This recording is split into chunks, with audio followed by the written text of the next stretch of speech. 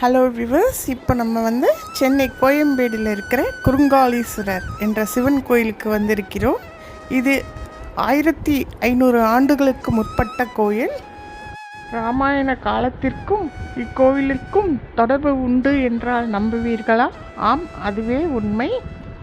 வால்மீகி முனிவர் பகவான் ராமனின் மகன்கள் லவன் குஷன் ஆகியோர் வழிபட்ட புண்ணிய ஸ்தலமாக இக்கோயில் விளங்குகிறது. குறுங்காலீஸ்வரர் திருக்கோயில் ஒரு காலத்தில் வால்மீகி முனிவரின் ஆசிரமமாக இருந்தது. இப்பகுதியில் சீதை தன் மைந்தர்களான லவன் குஷன் ஆகியோருடன் வசித்து வந்தாள். ஒருமுறை ராமர் அஸ்வமேத யாகம் நடத்தினார். ராமரின் குதிரைகள் இப்பகுதிக்கு வந்துவிட்டது. குதிரைகளை பிடித்து வைத்து கொண்டு லவகுஷர்கள் தர மறுத்தனர். ராமரின் தம்பி லக்ஷ்மணர் இங்கு வந்து லவகுஷர்களுடன் போரிட்டார். இறுதியில் போரில் லக்ஷ்மணர் தோற்றார்.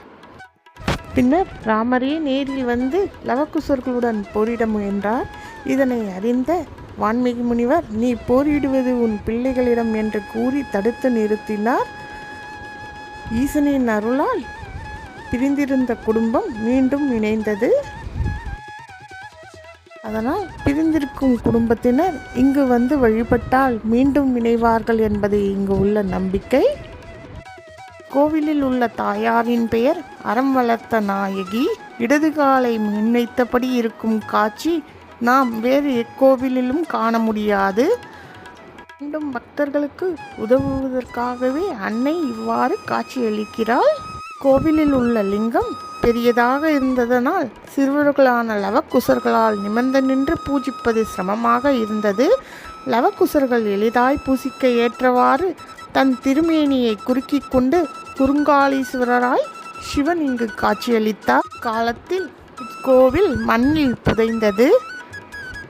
சோழ மன்னன் ஒருவன் இவ்வழியே தேரில் சென்றபோது சக்கரம் லிங்கம் மீது ஏறி ரத்தம் வெளிப்பட்டது.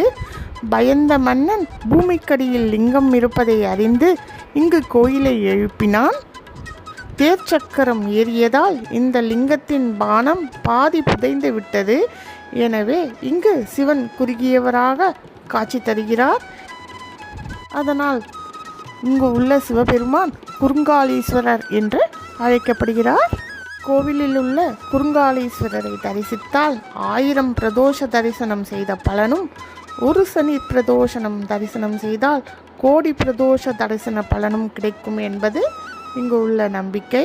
கோவில் வடக்கு நோக்கி இருப்பதால் மோட்சத்தலமாகவும் விளங்குகிறது. பித்ருதோஷம் உள்ளவர்கள் இக்கோவிலில் தர்ப்பணமும் செய்து கொள்கிறார்கள். கோவிலில் இன்னொரு சிறப்பும் உண்டு. இங்கு சூரியன் தன் மனைவியருடன் உஷா பிரதுஷா என்ற மனைவியருடன் இருப்பது தனிச்சிறப்பு.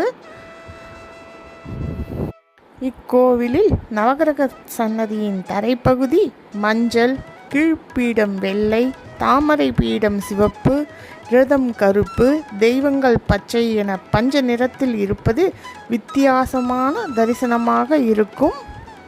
சூரிய பகவான் 7 குதிரைகள் பூட்டப்பட்ட தேரில் தன் சாரதியான வருணன் தேரை ஓட்டி கொண்டிருக்கும் காட்சி மிக அற்புதமாக இருக்கும். இங்கு ரத சப்தமி மிக விசேஷமாக கொண்டாடுகிறார்கள். இரண்யனை வென்ற நரசிம்மரின் கோபத்தை தணிக்க சிவன் சரபேஸ்வரராக இங்கு காட்சியளிக்கிறார். சரபேஸ்வரருக்கு ராகு காலத்தில் பூஜைகள் சிறப்பாக நடைபெறுகிறது. ஞாயிற்றுக்கிழமைகளில் இங்கு கூட்டம் மிகுதியாக இருக்கும். கோவிலுக்கு அருகில் பெருமாள் கோயிலும் உள்ளது. அக்கோவிலில் சீதா பிராட்டியார் கர்ப்பவதியாக இருந்த கோலத்தினையும் நாம் தரிசிக்கலாம்.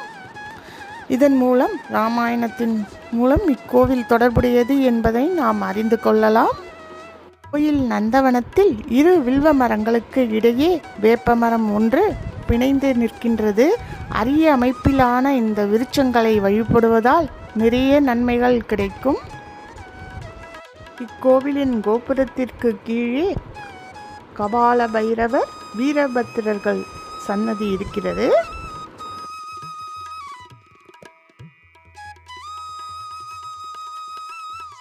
கோவில்களில் நாயன்மார்களுக்கு சன்னதிகள் உள்ளது.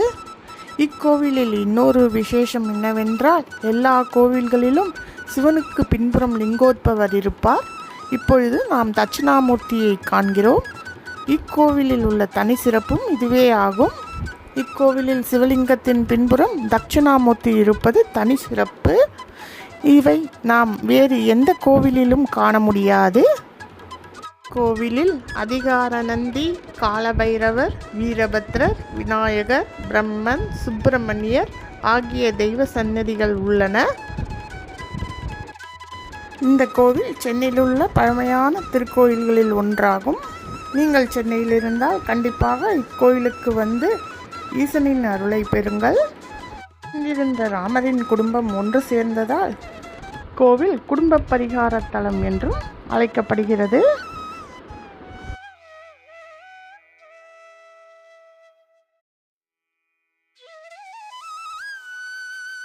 கோவிலுக்கு வெளியே உள்ள தூண்களில் சரபேஸ்வரரின் சிற்பம் உள்ளது. சரபேஸ்வரரை சுற்றி இராமாயணத்தை ஒட்டியுள்ள சிற்பங்கள் உள்ளன. அதனால் இக்கோவில் இராமாயணத்துடன் தொடர்புடையது என்பதை நாம் அறிந்து கொள்ளலாம்.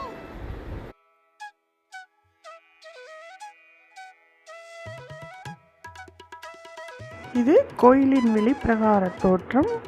இங்கு நாம் இராமாயணத்துடன் தொடர்புடைய காட்சிகளை இங்கே சிலைகளினுடையவாக நாம் காணலாம்.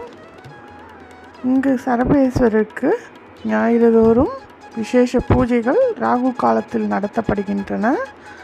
அன்று இங்கு மிகுதியான கூட்டம் வருவதையும் நாம் காணலாம். சரபேஸ்வரர் வழிபாடு இங்கு மிக பிரபலம். இத்தலத்தை ஆதி பிரதோஷ தலம் என்கிறார்கள்.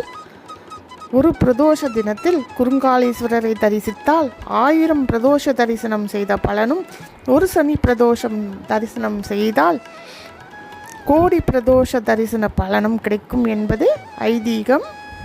கோவிலில் பித்ருதோஷம் உள்ளவர்கள் வந்து வழிபட்டால் மிகவும் நல்லது. இங்கு வந்து பரிகார பூஜை செய்து கொண்டால் அவர்கள் பித்ருதோஷம் நீங்கிவிடும் என்பது நம்பிக்கை. இந்த கோவிலுக்கு வெளியிலே 2 வீலர் பார்க்கிங், கார் பார்க்கிங் வசதி எல்லாம் இருக்குது.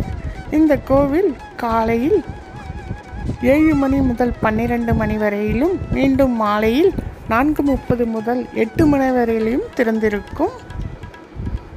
உங்களுக்கு இந்த சேனல் பிடிச்சிருந்தால் சப்ஸ்கிரைப் பண்ணுங்கள், ஷேர் பண்ணுங்கள், கமெண்ட் பண்ணுங்கள். நன்றி.